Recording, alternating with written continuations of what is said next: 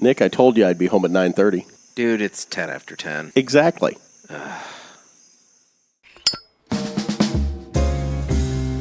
Good evening, everybody, and welcome to another sermon from the Cigar pulpit.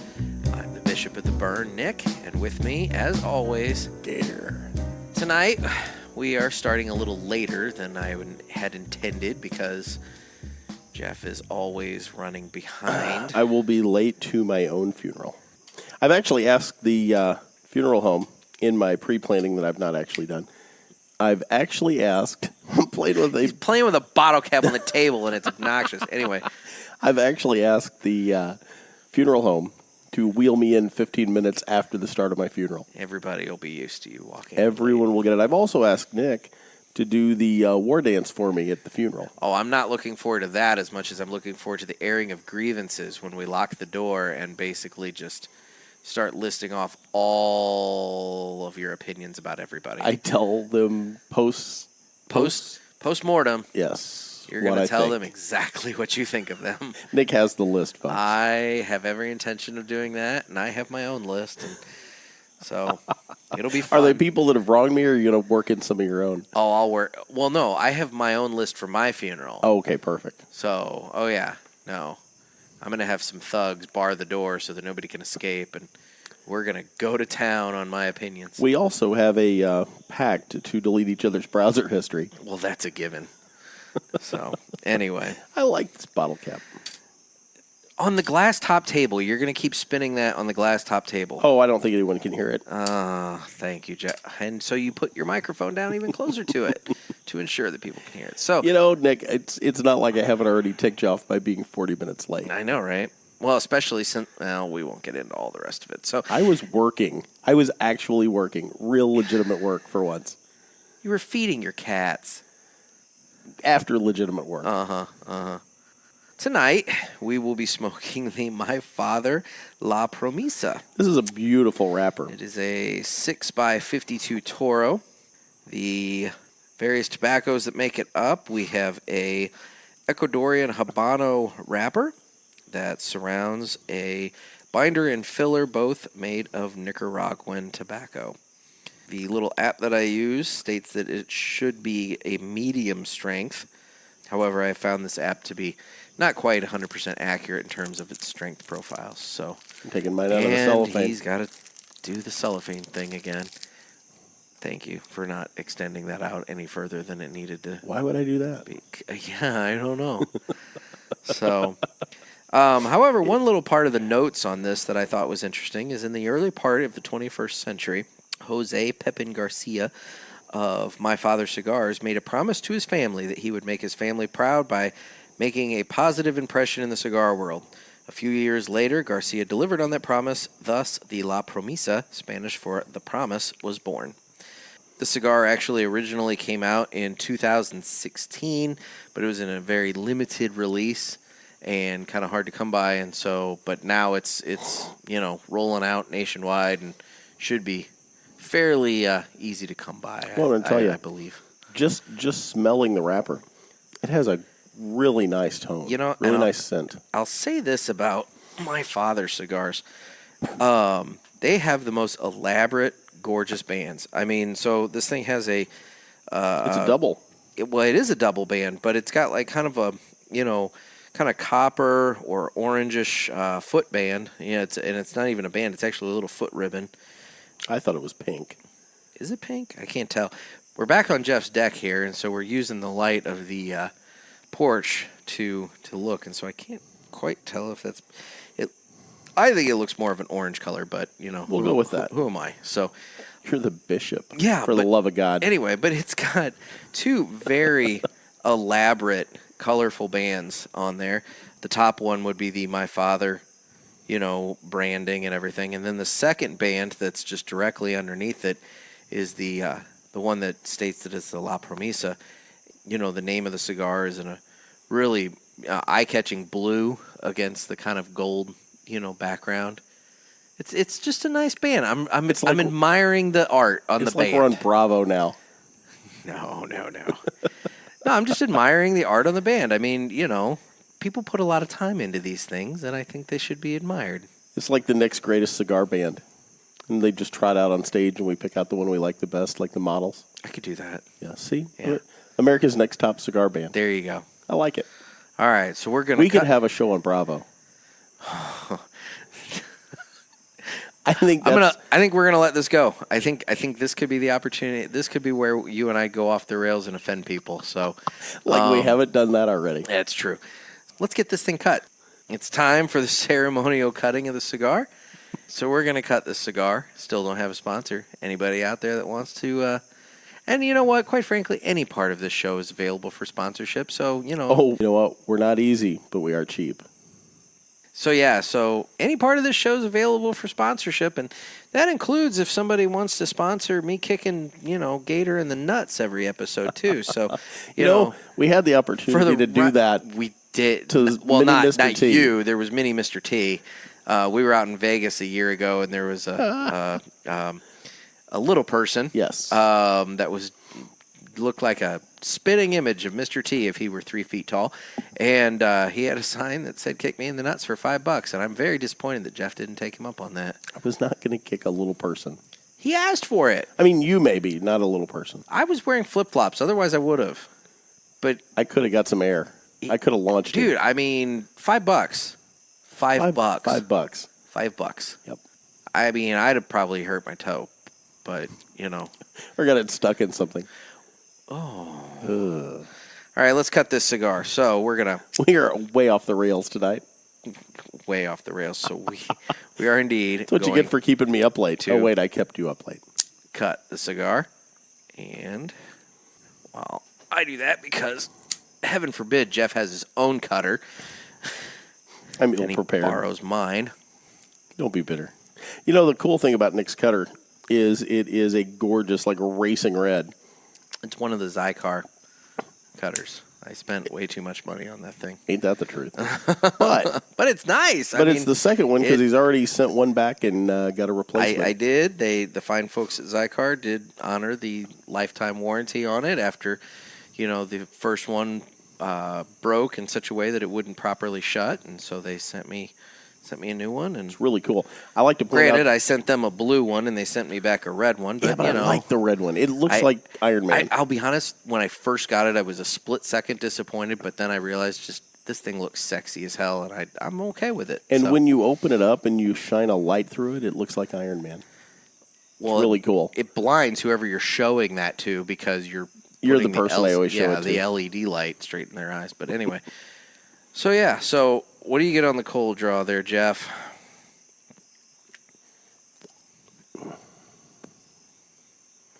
I normally would say tea-berry gum, but Nick found out some information about that. We'll get to the tea-berry gum here in a second after we light. I'm really bitter about the information Nick was able to find out. So I'm going to go ahead and light up here.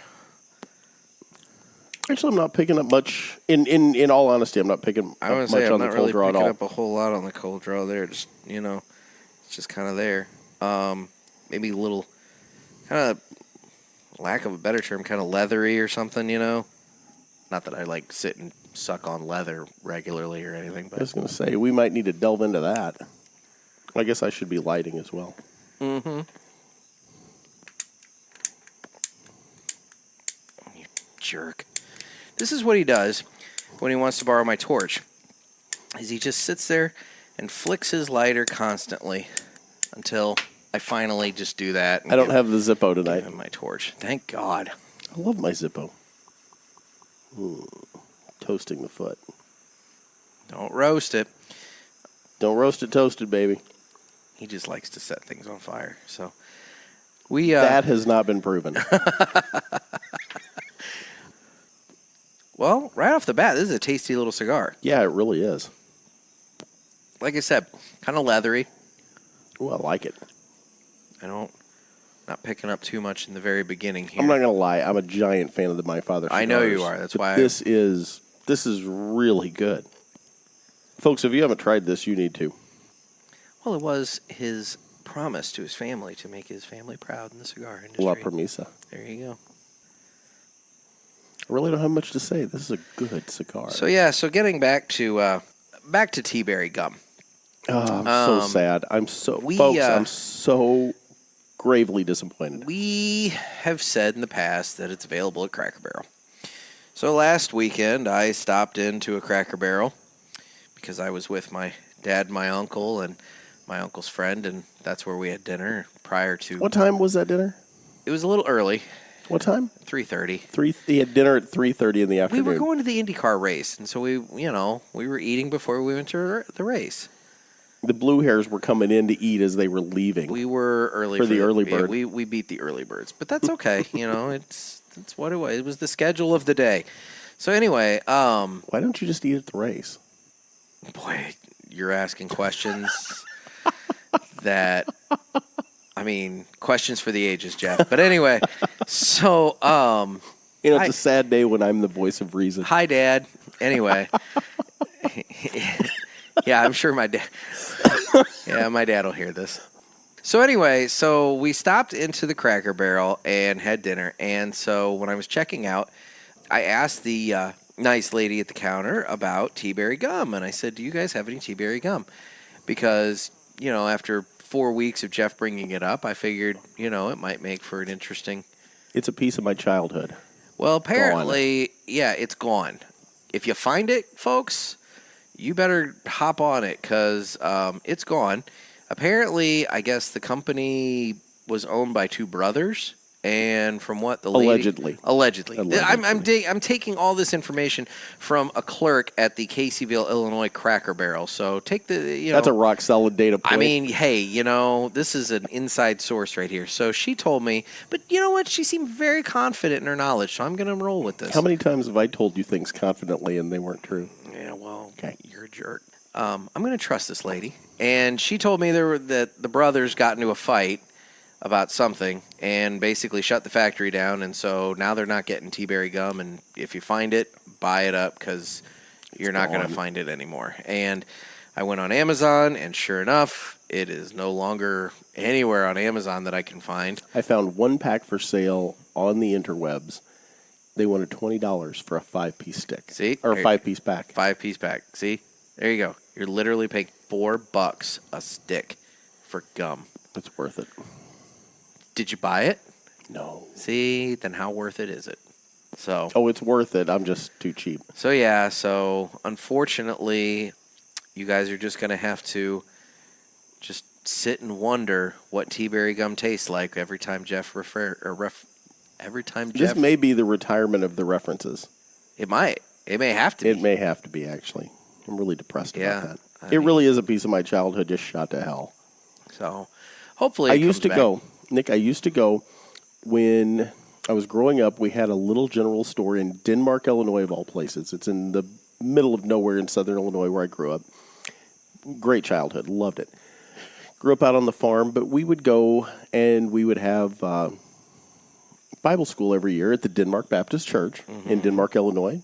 Shout out to all the folks at the Denmark Baptist Church listening to the Cigar podcast. Something tells me that of the tens and tens of people listening to this, I doubt anybody from there. Yeah, probably not in our demographic. But we would get out of Bible school, and the big thing to do when we were, 10, 11, 12, was to run over to the Denmark store and go in and, take our dollar or whatever we'd scrounged together and brought with us that day and go buy candy, gum, soda. They had the soda in the old cooler with the ice. Oh, yeah. With the little bottle opener on the front of it. I'm not that old, so I'm not quite aware. You've seen it in, I've seen it in, Depression-era movies. Back to the Future. I think they had the little bottle opener things in that, right? When he went back to 1955.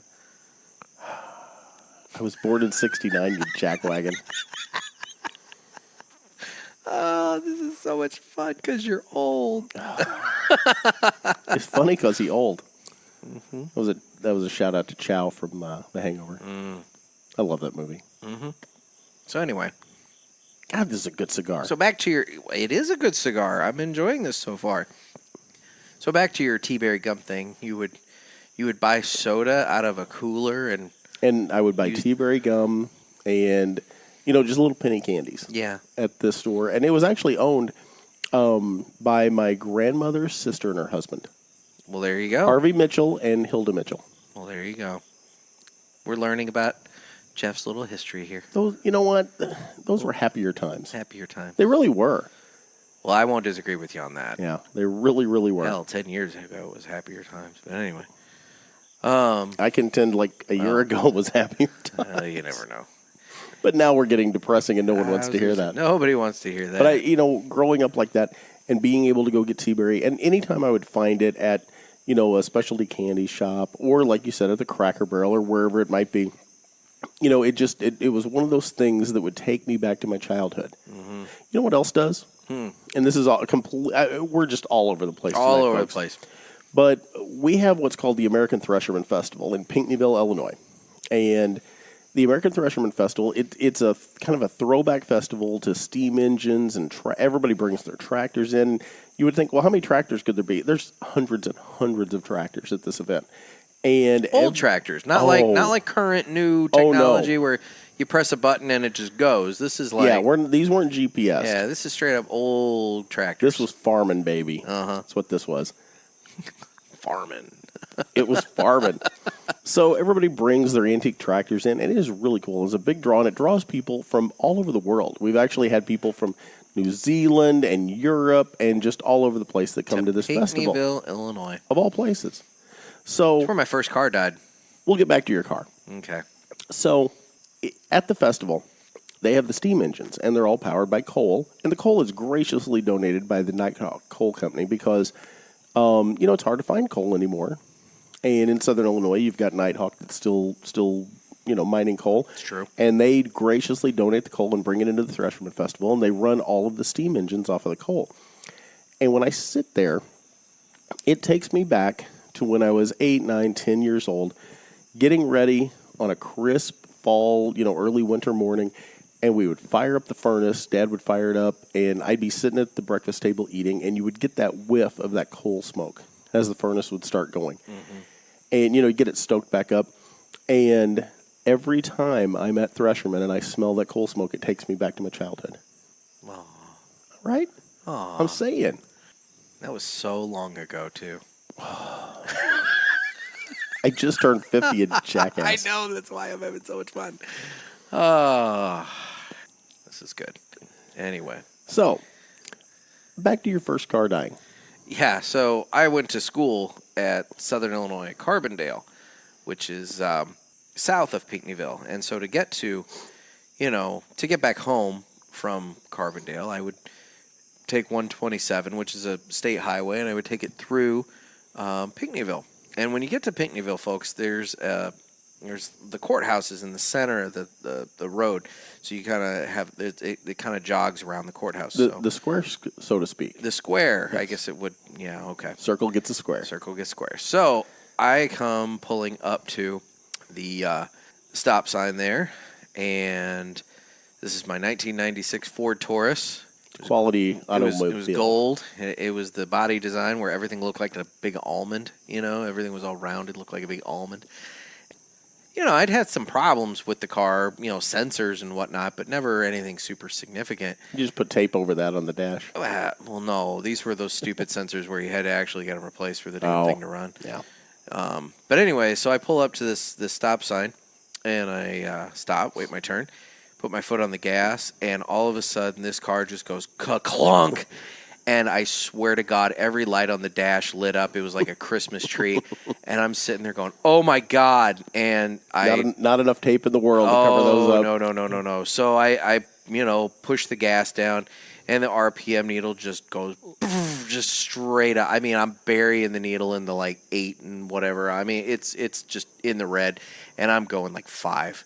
And I'm like, well, this isn't good. So I gimp my way around the courthouse, pull over into a parking lot, and that's where that Ford Taurus ultimately died. I had to call for help at home. They came and got me. We got the tow truck, towed it all the way back to the Metro East area by St. Louis, and got it to the repair shop. And when they put it up on the rack, as they were lifting the car up onto, from the ground on the rack, as they were lifting it up so they could look underneath it, shards of metal started raining down from underneath my car.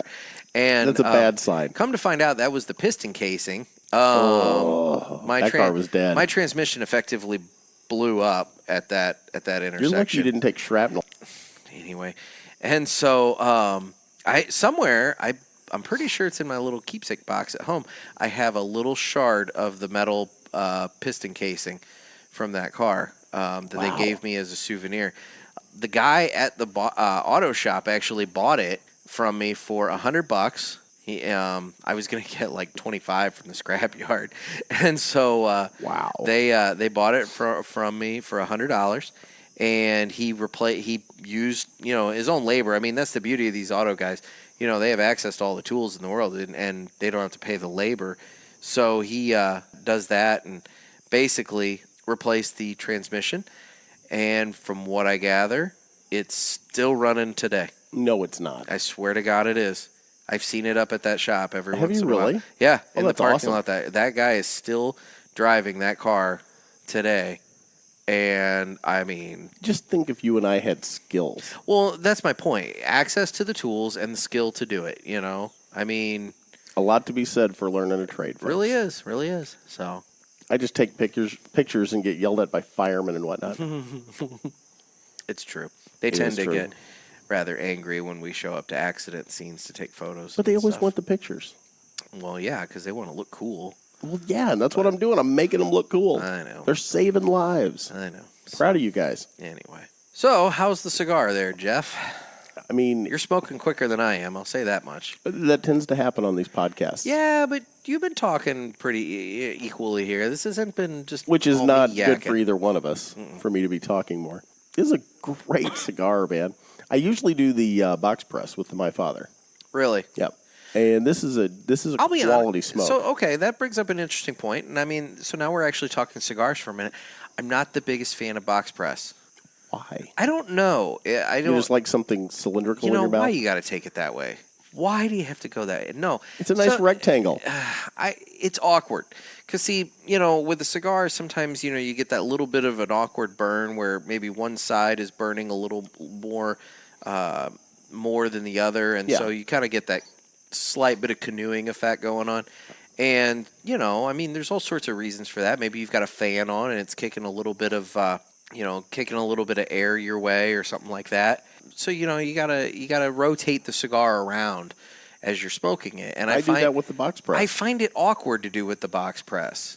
Just the rectangular shape of it all. It just kind of throws me off. And Well, I hope there's a therapist listening to this show that can weigh in on the comments and tell us just exactly what your issues are. I mean, I'm willing to smoke one, but if I have my choice, I'm going to go with more of the hand rolled, cylindrical. I think this is a deeper issue we need to get into. Well, there we go. Maybe one of the tens and tens of people listening is a psychiatrist and can call in, and we can. Let's be honest, we could both use a lot of help. Oh, that's true. That could open up a rabbit hole that we could go down and never come out of. No, they just shovel dirt in on top of us. It's true. No, and I know I keep saying this, and I'm not going to use the word delightful because I used that enough in the first episode that people made a drinking game out of it. It's true. It's true. It I is true. actually got a message from a gentleman who said that if he took a shot every time Jeff said delightful, he would go through a whole bottle in the episode. That first cigar was delightful, though. But this My There it is Father, again. this I love it. I'm not going to lie. I don't know what the price point is on the cigar, but this rivals that Davidoff. Well, it's definitely cheaper than the Davidoff. I'll say that much. I think this is every bit the stick that Davidoff was. I'm wanting to say, okay, so spirit of transparency, folks, we were supposed to have a third person on the podcast with us tonight. A mutual friend of Jeff and I was supposed to be here. That way we could... We'll call him Bon. No, we'll just call him John. Oh, we're not using an alias? No, we'll just straight up call him out. So John was supposed to meet us and participate. You mean in this. Bon? Anyway, he was supposed to participate in this with us. And so I went and bought a third cigar so that he could smoke along with us. And so... I got dibs on that thing. It's in the car. Is it? It's either in the car or my little travel humidor here. I can't remember which. But when I was at the store, I noticed that the cigar we are currently smoking sells for just under $8. That's a Just great under stick $8 for $8. Yeah, it's a good smoke, reasonably priced. Can't beat that. You're gonna ash all, and you just did. party I saw it bowing, folks. It was starting to. He had a pretty decent ash going there. I really did. And I saw it starting to bow, and I'm like, and you heard me. I started to warn him, and I couldn't even get the sentence out, and I just watched it go all over the table. There we go. Now By the way, speaking of ash, I don't know if anybody, if you're listening to this, I knew you were going to segue into that. I would assume that you have followed the Cigar Pulpit on Instagram. If you go back a couple of days, I had the perfect ash, the 100% absolute perfect ash with a Perdomo 10th anniversary champagne Super Toro. I lit that thing up. And through the life of that cigar, I didn't ash one single time. I smoked it down to the smallest possible nub I could. I mean, I'm smoking this thing vertically, folks. It was a thing of beauty. I am craning my head back and keeping this thing 100% vertical because I am just petrified that this gigantic ash is going to just fall into my lap. And it was a good 4 to 5 inches of ash. What are you talking about? Was it more? That was a 6-inch cigar. You had a nub. Yeah, I had a nub, so I mean, you're probably talking like what? 5 inches. 5.5. That was not an inch long nub. I go look at the pictures, folks. That was not an inch long nub. That was at least. I'll be willing to. There are a lot of jokes here I could do, and I'm going to give you a pass. Don't be a dick. I'm really excited about this ash. It was beautiful. And Perdomo actually gave me a shout out. Actually shared the picture of the ash. So, now, and the most important thing, I laid it in the ashtray. It still was the ash still hanging onto the nub. And the next morning, when I came out and looked at it, still attached. It didn't break until that afternoon. How did it make it through the rainstorm? Oh, how did it make it through the rainstorm? Yeah. That'd be a no. It didn't. No, it's gone. Well, it was gone before the rainstorm. Oh, was it? Yeah. That was a beautiful ash. Now, I'm going to go ahead and probably jump ahead here a little bit on Nick, but why not? Nick has a great surprise for you folks. And there's a reason this week we're going to be putting out 2 podcasts. Yeah. So you get a bonus. This is your bonus episode. I mean, normally this is coming out on a Wednesday. Normally we come out on Fridays. But really guys, this is big news. But yeah. And Nick is jonesing. Oh, you have no idea. So sometimes it's one of those things in life where you don't get anything unless you ask. Amen, brother. Sometimes you just gotta ask. And so Nick was in an asking mood. I had my ash picture shared by Perdomo, and I figured, I'm gonna go ahead and send a message through the messenger because they responded back saying, thanks or whatever. And so I messaged back and I said, is Nick Perdomo available for interviews and blah, blah, blah and all that. And they were kind enough to say, yes, he is, just reach out using this method. So I sent an email. Should we give that number on the air? No. Because I actually want him to participate in this show. Amen. So I sent an email, and in less than an hour, my phone was ringing from a number from Miami. Now, normally, I would have looked at that and said, oh, that's a junk call, and ignored it. But thank God you by didn't. the grace of God, I picked up, and sure enough, who do I hear on the other end of the line? But a voice say, hey, Nick, this is Nick Perdomo. That's pretty cool. I about crap myself. I won't lie. For those of you who don't understand how big this is, I'm going to geek for a moment. So my absolute 100% favorite cigar is the Perdomo Reserve 10th Anniversary Champagne Super Toro, the 6x60. I've smoked probably more of those cigars than any other stick in the, 14 months that I've been smoking cigars. I mean, I have so many empty boxes. I can attest to this. This is his in my favorite office right cigar. now. This is my absolute favorite cigar. Jeff and I have even joked about, hey, we're gonna light up the holy stick, the Church of Perdomo. I mean, we've made jokes about the Church of Perdomo and how Nick Perdomo is like our Pope and all this. That is actually, folks, that is where the Cigar Pulpit was born, out of the Holy Church of the Perdomo. It's true. That's where the church reference actually comes from. And so if the Perdomo people hear this, that interview's never going to it's happen. Well, No. thankfully, this will come out the morning that we interview him. Amen. So anyway, We're going all fanboy on Wednesday morning. So we have Nick Perdomo. He will be calling us. We went out and got the equipment so that we could pipe my phone directly into our soundboard here and do this proper. So on Friday, we will have our regularly released episode, and that episode will feature a interview with Nick Perdomo himself, and we'll talk all about his company and cigars and that's everything God willing, else, and the creek don't Well, rise. I was going to say, Yeah. that's assuming that nothing weird happens, and I don't have to record an episode basically saying, okay, so that didn't happen. He's not in Florida, is he? And Oh my. well, no, right now he's in the East Coast. Okay, He's thank doing heavens. events up there and everything. But We can't risk him with the hurricane. No. No. I would assume his people would keep him out. I would hope. Safety. I would hope. I mean, safety first. Safety first. So, anyway, so yeah, that would be why you know, are... really, actually, the hurricane will have made landfall by the time this podcast comes out. And, let's be honest. We're saying a little prayer for the folks in Florida and along the East Coast. We really are, because we actually have quite a few fans and listeners from, the Florida, North Carolina, South Carolina, New Jersey, those areas. So, no, you're right. We should, say that our thoughts and prayers are with everybody along the East Coast. Well, now you made it weird. Why? The thoughts and prayers.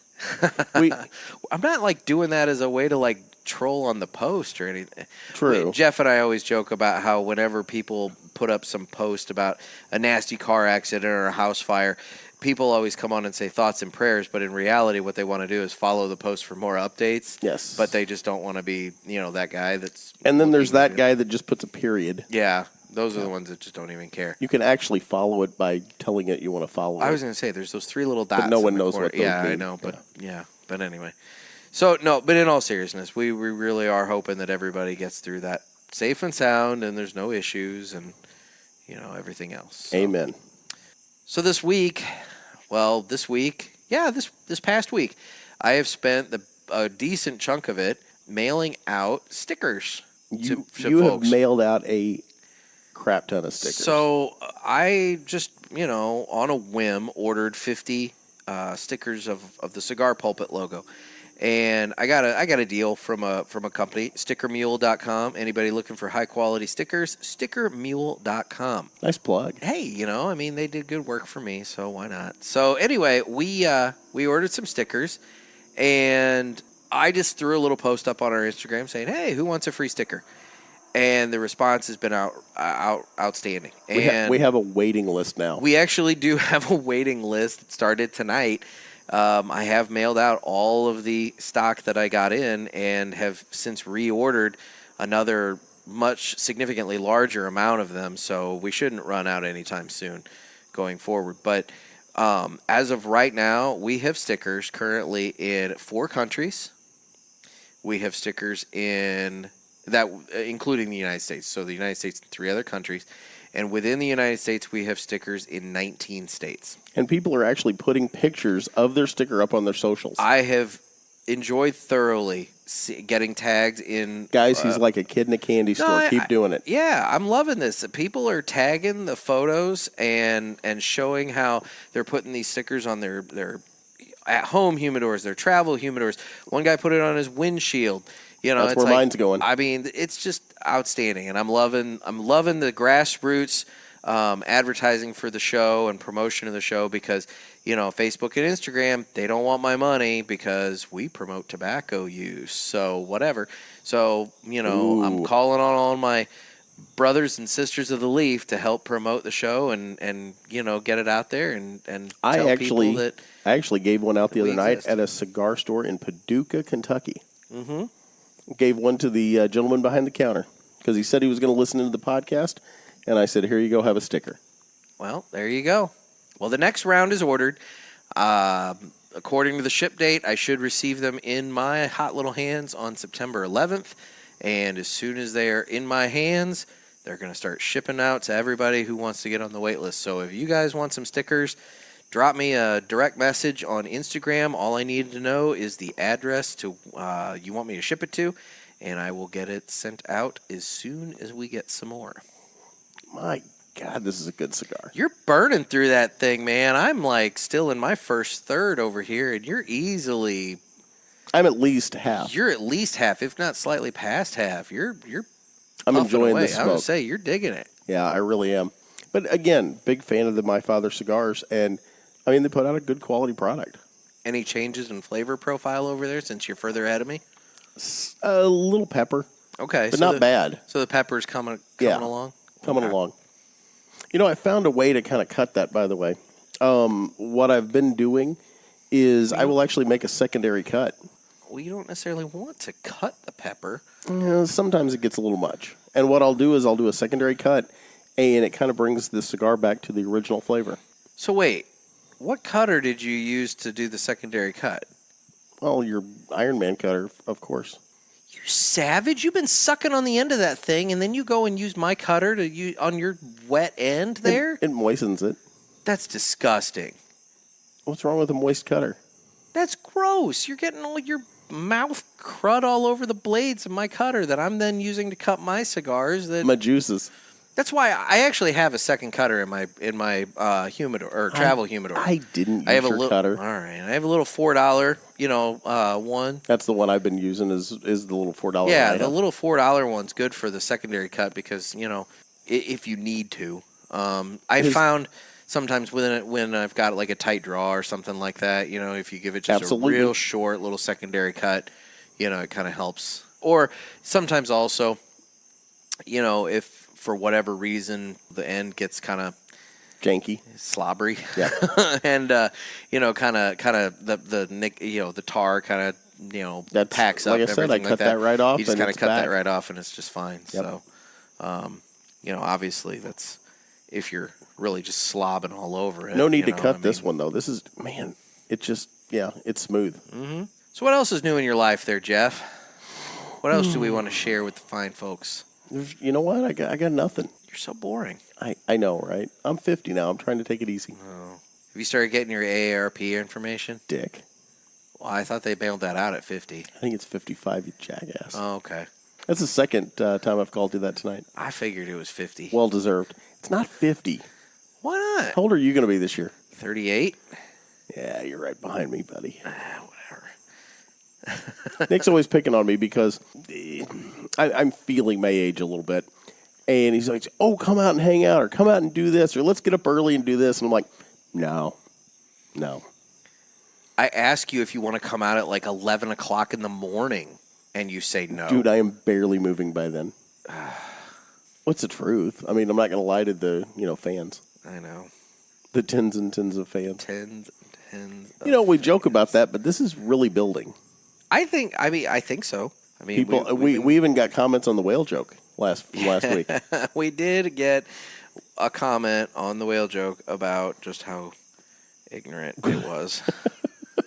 So, I love that joke. just how ignorant it is. So, okay, going to the mailbag here. We've gotten, I'm kind of compiling the mailbag from a lot of different places. I get little comments here and there and everything like that. Nobody's directly sent us an actual, like, straight up message. So if you want to send a message praising, criticizing, making suggestions, asking questions. Suggested cigars are what I want to hear. I want to know what you guys are smoking and what you like so we can try them out. So with that, if you want to send me that, send those to Nick, Nick, at cigarpulpit.com.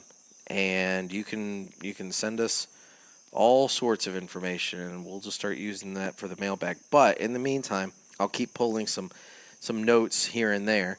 And the one that came out and just kind of hit me this week was a note that I got from Kenneth Spence through Instagram.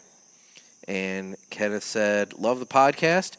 It's different, and I can appreciate that. Y'all are everyday cigar lovers like me. Amen, brother. And that's what we're kind of aiming for. We're kind of aiming for, we're not fancy people. We're not telling you all the different ins and outs of the cigar. I'm not telling you that I'm getting, it's butterscotch with a hint of whatever. I'm lilac. We're just guys enjoying cigars and talking about stupid stuff. And every once in a while, if we can throw a little something educational in there. I mean, that was one thing that I was talking to somebody about our interview with Christian Aroa from the last episode. And we could have talked to him all day long about just his cigars. Oh, yeah. But the thing about it is that I want to know more about the guy. And so that's why I thought it was fascinating. I thought the best part of that interview was when he's talking about, in the beginning, about growing up around the tobacco, how he went off to meds, was going to go into medicine, but realized, at the time he was told that he wanted to reroute to business. Reroute to business, and then got into the tobacco and, kind of growing Camacho and everything. I thought that was fascinating. I thought that was, it gives you the insight into the guy that's making the products that you're enjoying. And that's kind of what I want to bring to this. Absolutely. A little education. Something informative. A little something from the pulpit. Exactly. Yep. So last episode, we referenced the raccoon.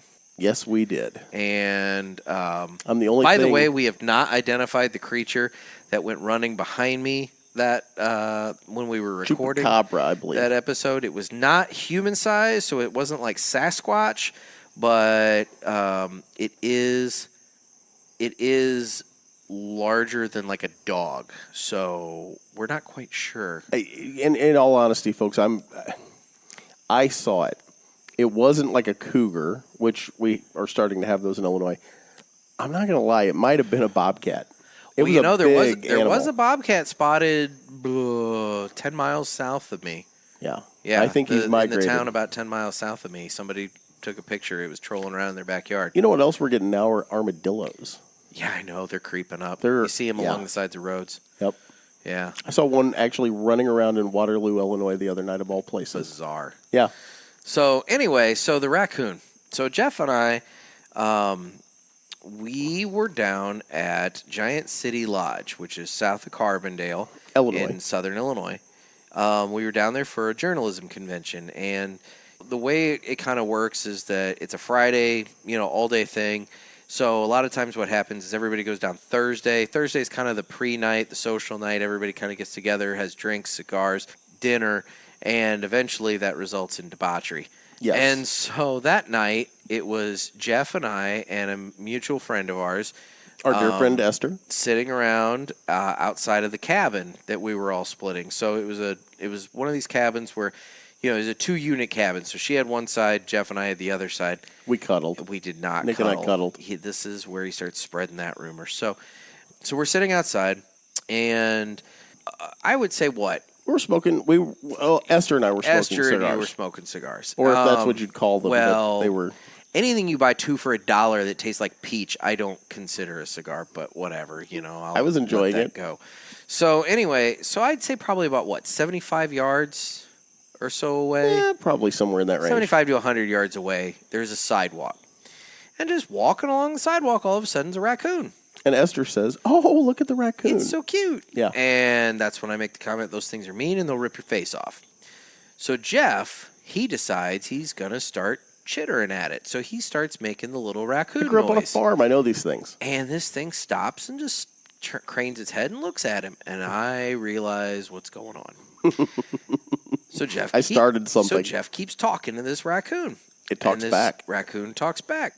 And Jeff starts talking back to this raccoon again. And now it starts to slowly approach. And this is when I stand up. And so it starts He had approaching. no faith in my raccoon wrangling abilities. At all. So this raccoon starts coming closer and closer. So finally Jeff stands up. I had to make myself look big. So this raccoon now is, at best, 7 feet from you. You're like, guys, I would actually like to contest this, but it's absolutely true. No, this is the God's honest truth. This raccoon's probably about 6 to 7 feet away from you at this point. It gets up on its hinds, and so now you're standing up, so it's standing up, and you start beating your chest like an ape. And this raccoon... I hadn't drank anything that night either. And this raccoon starts hissing. And that's when I really started backing towards the door. And I start telling Esther, hey, you need to get up and come with me. Because My philosophy in life is I don't have to be the fastest. I just got to beat you. Yep. And so I figure if this thing's attacking, it's going to attack Jeff first. Now, this is where Nick and I differ on the story, because at this point, Nick says that I backed down and the raccoon went on its way. You backed I did down, not and back the down. raccoon went on his way. No, it was mutual. Nope. We locked eyes. We had a moment. It moved on its way. No. I sat back down. You backed down. Did I take a step backwards? Once. You backed down. How? What? You backed down. What are you basing that And on? the raccoon walked on and basically was like, yeah, I showed him. No. That's what happened. There was a mutual respect. You still have a face, don't you? There was a mutual respect between myself and the animal. Correct me if I'm wrong. You still have a face. Ish. I mean, it's 50 and it's grizzled, but you still have a face, right? So you obviously didn't lose your face, which implies to me that you backed down and the raccoon went on its way. Because if you hadn't backed down, he would have ripped your face off. You were facing the other way, and you don't know what actually took place. That raccoon would have ripped your face off. Were you facing the other direction? That raccoon would have ripped your face off. You were facing the other direction. I was going back to the cabin door Exactly. because I was afraid you were going to get your face ripped off. That raccoon knew he didn't want a piece of gator. God. All right. So anyway. So that's the raccoon. Jeff picked a fight with a raccoon. Didn't lose. I would argue you did, but, We're all still here. I mean, you have your face, so maybe that's the victory. Right? In all seriousness, that raccoon would have totally messed you up. I'm pretty sure it was rabbit, because that some-bitch was growling at me. It was going to mess you up. It was hissing. It was going to mess you up. I'm not going to lie. There was no chance in hell I was going to back down in front of the two of you, but I was scared shitless. Well, yeah, because you have a raccoon 6 feet from your face hissing at you. On its hind legs. With those weird little raccoon thumbs. That damn thing. You ever seen him crack open like a shell? Yeah, it's bizarre. It is. They've it really got is. weird little thumbs. Yeah. They use tools. They Smart little run weird, bastards. too. They have that kind of weird run. It's kind of a wobble. Especially when they're... Wobble. Well, they'll run on their hind legs. They'll, grab food and run away on their hind legs. They're weird. Yeah. Weird. Yep. I mean, they're cute, but they're weird. I thought about offering it a cigar at one point. You might have liked it. It was peach. I nicknamed it Rocket. Oh, God. Anyway. So that's the cigar, or that's the raccoon story. Classic. Mm-hmm. Every word of that except me backing down is the God's honest truth. Actually, every word of what I said was the God's honest truth. Bull. So, that being said... We're going to argue that until the day we die. Yes, we will. You were literally facing the other direction, running away. Argue that. And then there's Esther just sitting there. It's so cute. And I'm like, no, God, Esther. No, Esther, God love her, is smarter than the two of us put together, and she knew that this was going poorly. It was going poorly. It was going very poorly. I'm so convinced you were going to die that night. So back to the cigar. I'm digging it. I mean, I really am. I'm almost. Not, I'm a third. I got a third of the cigar left, and I love this thing. I am still not to the halfway point on this thing, but I am starting to get a little bit of the pepper that you're talking about. Yep. It's there just slightly. But actually, it's gone away now that I'm down to the third. It's really strange to me how the cigars, the flavor palette changes as you smoke the cigar. Well, in ratings and whatnot, if you read reviews of cigars, they rate them and talk about the flavor profiles in the first third, second third, final third. Yep, I'm down to the final third now, and it is back just smooth as it can be. There's one cigar that actually it's on my list of ones to get to. It's the acid Cuba Arte. I guess I don't know. I might be close enough for me. Butchering it. It's the Cuba Arte. It just came out to celebrate Acid's 20th anniversary. It's the one that comes in the little water tower tins. Those are really cool. So I bought 2 of those, and I was reading a review of it earlier today. And let's clarify that you bought 2 cigars, not two of the. I did. I bought 2 cigars, not 2 of the tins. Those tins are ridiculously expensive, but they're cool. They are very cool, and I'll tell you, it would make a very neat showpiece. But I don't want to spend that. But the review that I read was talking about how in the beginning there's just so much. Did you just yawn on the podcast? Well, Jeff, it is super late because somebody was quote unquote working. You made me yawn just then. You're empathetic. I am empathetic. Yawning is an empathetic act, folks, and if people don't yawn around you, stay away from them. Anyway, on with the cigar. the first third of that acid supposedly is just extremely sweet, with just all kinds of flavors just barraging you. And then the second half or second third, it transitions more into a typical kind of tobacco taste and everything, and then transitions again in the final third. Yep. So and loses its sweetness as it goes down. So I'll be curious to give that one a shot here soon. We'll do that here soon. Good deal. So I think this has been great. So, folks, all this over has the been board. We have been all over the place tonight.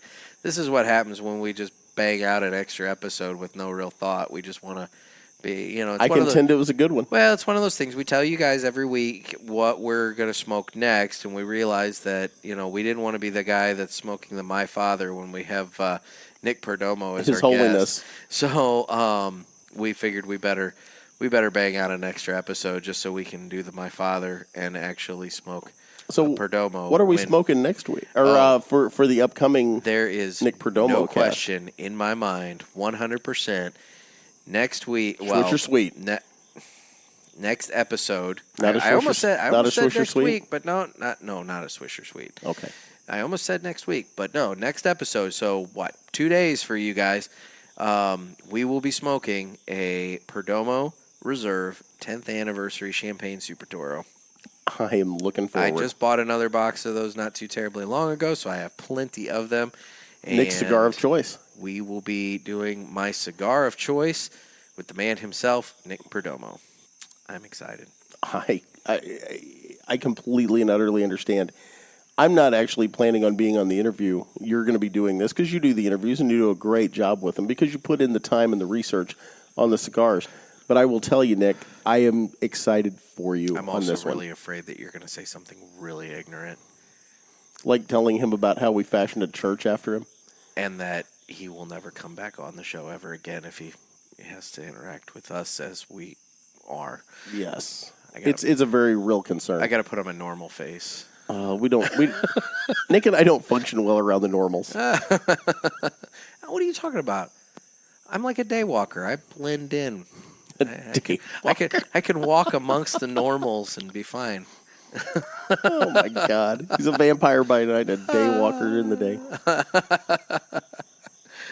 Anyway, folks, thanks for tuning in. Yes, this is great. Like Jeff said, things have been rolling along great with the grassroots.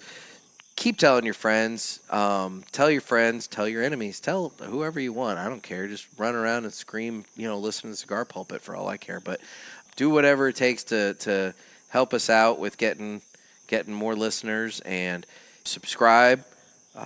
Send us put reviews on the various platforms. Send us your emails. Nick at Cigar Pulpit. I always want to say Nick at cigarpulpit.com, and follow us on Instagram. That is at the Cigar Pulpit, so I'm confusing the brand there. But follow us, like us, do whatever, and hate us if you will. Spread the word. Yeah, I would say if you absolutely hate us, send us an email telling us you absolutely hate this.